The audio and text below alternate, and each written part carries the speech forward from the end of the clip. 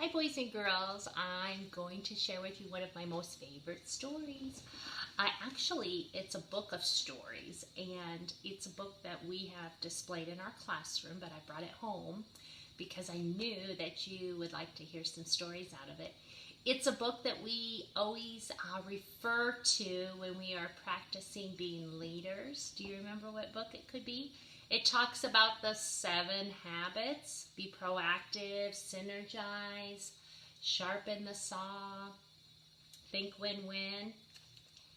I'm going to slowly raise it up. Do you know what book it is? Yes, the 7 habits of happy kids.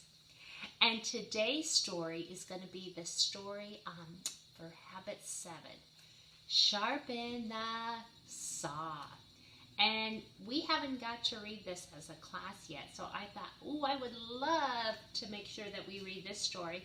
And I want to make sure that you are sharpening your saw, which means you're doing fun things that you enjoy.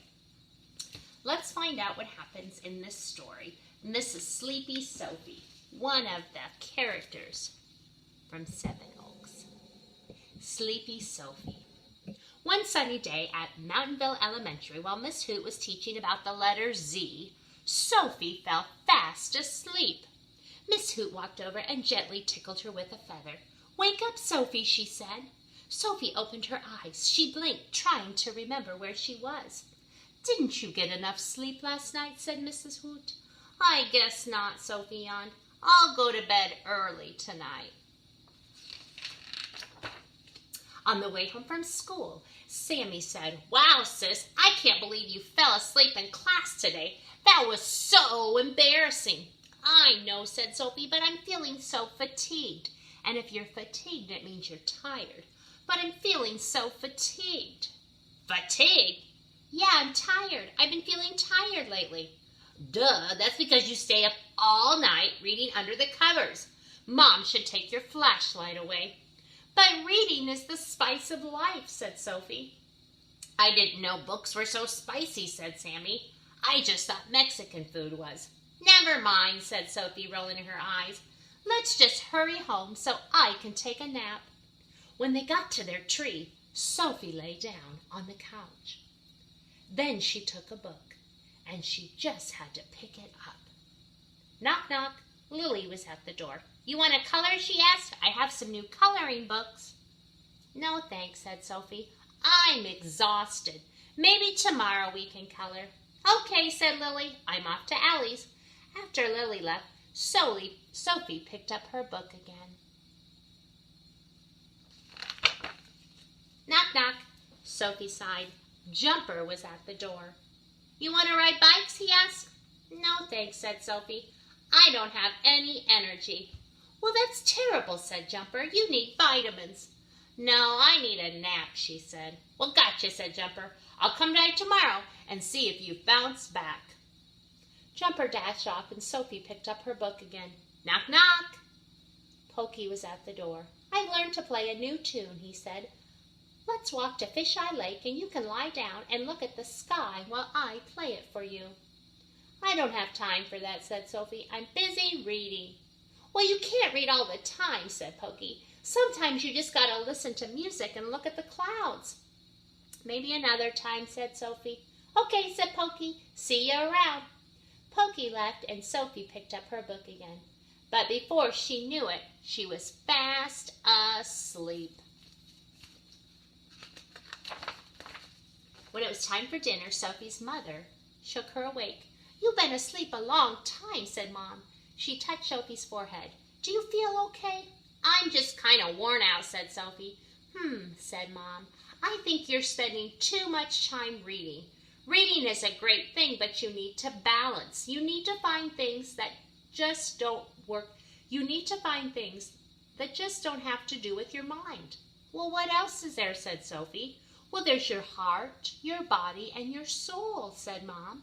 "Well, tell me more," said Sophie. "Well, you use your heart when you play with your friends." "And my body?" "Well, you use your body when you exercise." "And my soul?" asked Sophie. "You use your soul when you find something quiet to do that makes you feel fresh inside. You need to do all those things to have balance in your life." Said Sophie. Let me think about it. The next day, Sophie decided to call Lily. Do you still want to color? She asked. Sure, said Lily. Come to my house and we can have milk and cookies in my backyard too.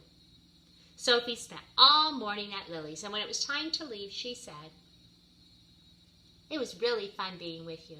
You're a good friend and you make my heart feel good too.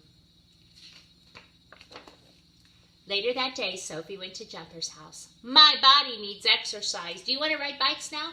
Oh yeah, said Jumper. Let's ride.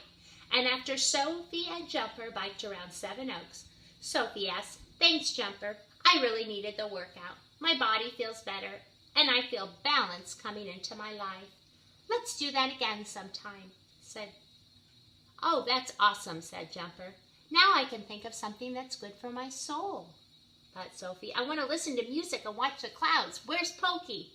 I'm ready to go to the lake and hear your new tune, Sophie said. When they got to Fisheye Lake, Pokey played his harmonica. Sophie laid in the grass and looked at the clouds. She let her mind drift. She thought about butterflies. She thought about flowers. And she thought about going home. Thanks, Pokey, she said. Your music was good for my soul. But now I have to go. After Sophie got home, her mother asked, how was your day? It was balanced, said Sophie. I used my heart when I colored with Lily. I used my body when I biked with Jumper. And I listened to Pokey's music with my soul. I'm feeling so much better, but now I need to relax. Relax how? Asked Mom. It's time to use my mind again. I think I'll go read a book. So boys and girls, think of those three words, your heart, your body, and your soul. Make sure you're having a balance of those things and that you're doing something that you enjoy. But make sure you don't do too much of one thing. Find a variety of things. I hope you enjoyed our story. See you soon. Love and miss you.